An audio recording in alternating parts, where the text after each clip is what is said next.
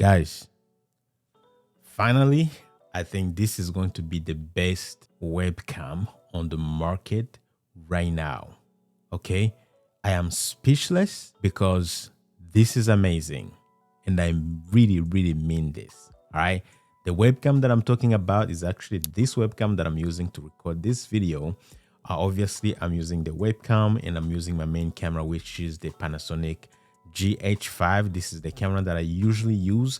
Now, the Panasonic GH5, I'm probably gonna do a little bit of color grading on it because if you look at the raw footage, it does not look that great. So I always add a little bit of color on it. However, the YoloCam S3, this webcam right here, I'm not gonna do any color grading on it, so you guys can see exactly what the image looks like. Now, I got this webcam sent to me by YoloLive for the purpose of this review, but this is not a sponsored video. Now, if I'm being honest, I think from now on, I'm gonna be recommending this webcam for anyone who's into live streaming, podcasting, or creating content, who wants something simple, not super expensive. If you're on a budget, obviously I cannot compare it to something like a normal DSLR with a lens that has, you know, a good depth of field, like a blurry background.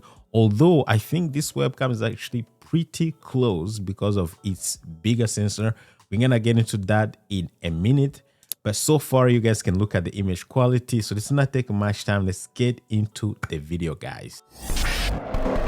What's going on, guys? My name is Sam. You're watching Live Production Tips and Tools, helping you master live streaming. So today we have the YoloCam S3, a new webcam by YoloLive, the company that created the YoloBox or YoloBox Extreme. So they've been actually creating webcams now and camera or streaming cameras. Now, this camera, when you receive it, little quick in the box, you're just gonna get this camera. Obviously, you're gonna get a USB cable. That's the USB cable that I'm using right now to connect to my computer, and a little adapter from USB type A to USB type C. And that's pretty much it, just simple. And of course, this little mount that you can use to mount on the top of your screen. Now it has two magnets on each side, so the bottom and one side on the side, obviously.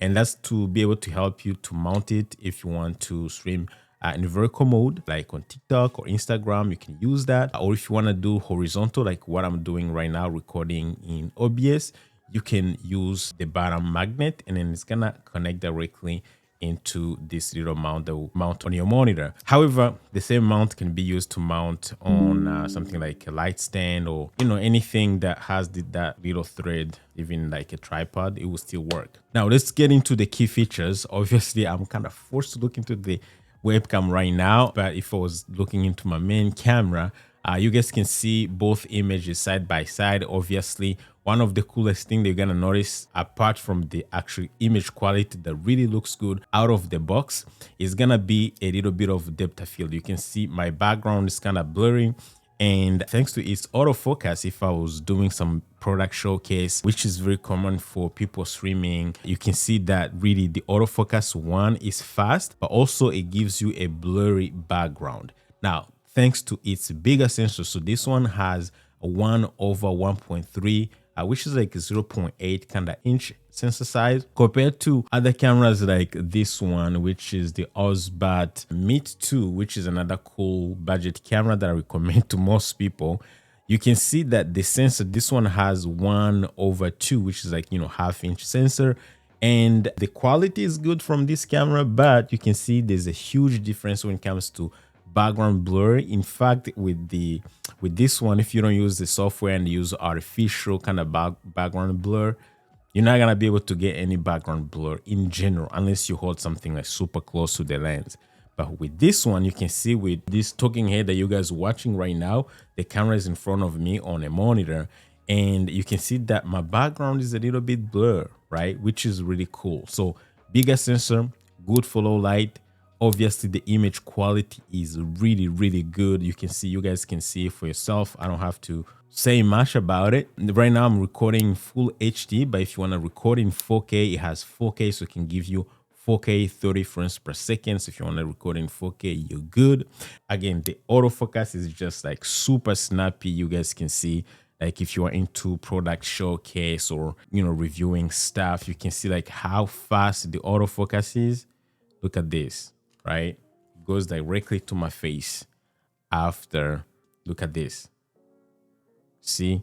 So the autofocus is really, really good, and it's tracking my face, no problem. So it also comes with a software called YoloLive Compose that you can get from the YoloLive website. So this is what it looks like. Now, because I have the camera being used in OBS, usually you can go here.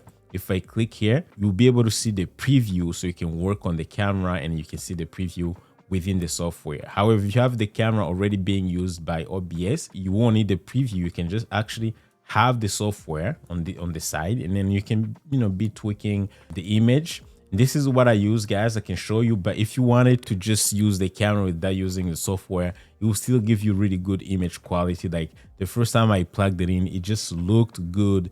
The lighting was perfect. Obviously, you need some lights and everything that's gonna help you, but yeah, like the image quality is just amazing. And in fact, I would recommend for most people, maybe just use it on auto exposure, probably auto white balance. I'm against it, okay? But other than that, everything else can just stay on auto and the image will look really, really good. But if you want to get into the software, you can see you have graphics settings. This is where you can choose if you want to go vertical or horizontal. So if I go here, it will usually flip to horizontal, but now again I have it set into OBS, so it won't probably change. But you can go here, change the frame rate. Again, most of the things are kind of locked because I'm using it in OBS, so that's probably why. You can go ahead and go to image settings. As you can see, I adjust the sharpness a little bit. Most webcams have like higher sharpness, so I put it to -4. The contrast is 49, was a little contrasty, too contrasty in my opinion. Saturation I reduced to 49. Usually 50 is like the default. 50 looks good. The contrast 50 looks good, but again, depending on what you want, you can reduce it a little bit. On focus, autofocus C seems good, but if you want to do face, you can change it so you can actually track your face. Zoom, you can zoom in here. So as you can see, if I do this, it's gonna zoom here in OBS, right? But it's probably not something that I want to do. And then for exposure, again, you can go through everything, but for exposure, personally, I put on auto. If you want, you can put it to manual and try to adjust everything manually. Again, guys, like auto seems to work perfectly, so you don't need to change anything. And then anti-flicker, put to 60 hertz. And then another thing that I adjusted here is the EV. I put it to 2. When it was under 2 at 1 and 0, it kind of looked a little darker, especially the blacks. So this is something that you can actually play with. For me, around 2 seemed to be really good. White balance, again, recommend. Mine, I put it usually is 5600. That's my key light. It was kind of a little bit off because some of the lights in the background. So I reduced it to 5500. So white balance, I 100% recommend. You don't use auto white balance. Just make sure it's a manual and set it up to something that looks good, matches your key light, and that's gonna be awesome. Now you can do some blue red offsets if you see like the color is a little bit off, but in most cases, manual, just set up a number that matches your key light. You should be fine. Especially for me, like when I'm dealing with a lot of lighting in the room, the camera may get confused and try to adjust to so many lights around. So that's why I do not recommend auto white balance. So for audio settings, I actually learned that the camera doesn't have a built-in microphone, which is okay for most creators. Anyways, you don't want to be using a microphone from your webcam. That's why I have my main microphone connected directly into OBS, and that's how I'm actually recording this video. Now, YoloLive does promise that you can use this webcam to record 24/7. Now, I haven't tested that, so I cannot confirm it. However, I've been having it running for a long period of time, and it does feel hot, which is common within most Ausbat webcams that I've used. I have so many. They tend to really, you can feel the heat even now. So yeah, but it didn't shut down. It didn't have any problems. So I'm assuming that's probably true. But also, I'm assuming nobody needs to be streaming 24/7 on a camera like this, unless you have multiple talents, you know, one coming in and another one going out. So I don't know. If you need it, you have it. But for most people, I'm assuming you probably don't need that. Yeah, it does produce some heat, obviously.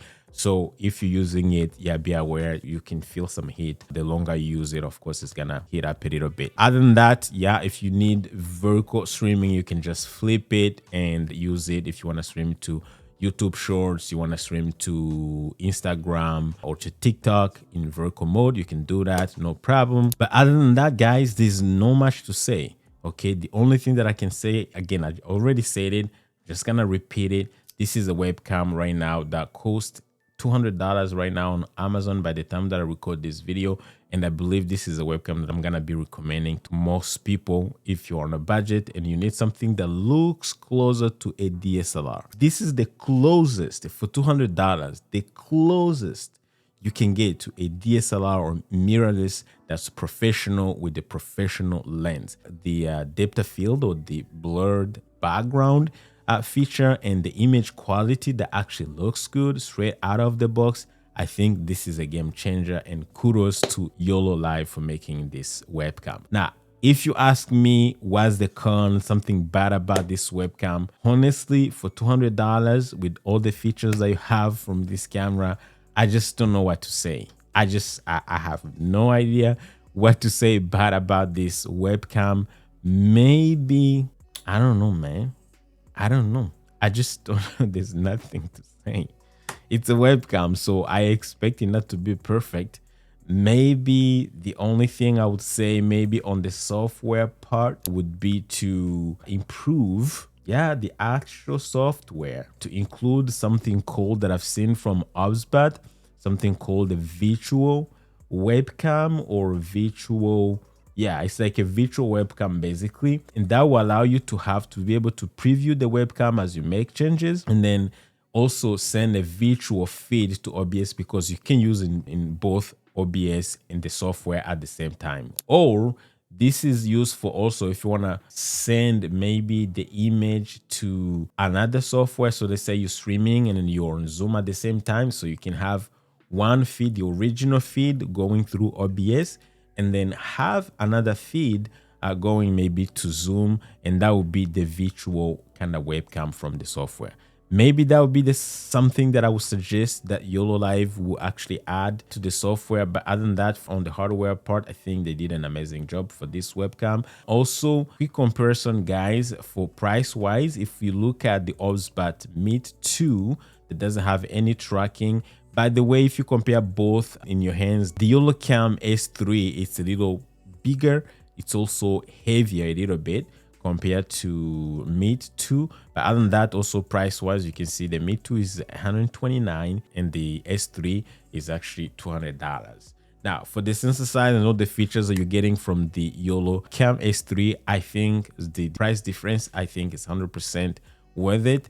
And again, still gonna recommend it to all of you guys. So if you're gonna be using this webcam to live stream, especially using OBS, I'm gonna be making a video showing you step by step how to set up in OBS and also using the YoloLive Compose software to be able to get the best image quality out of it. And that video, once it's done, is gonna be linked right here. So make sure you check it out, and I'll see you there, guys. Take care.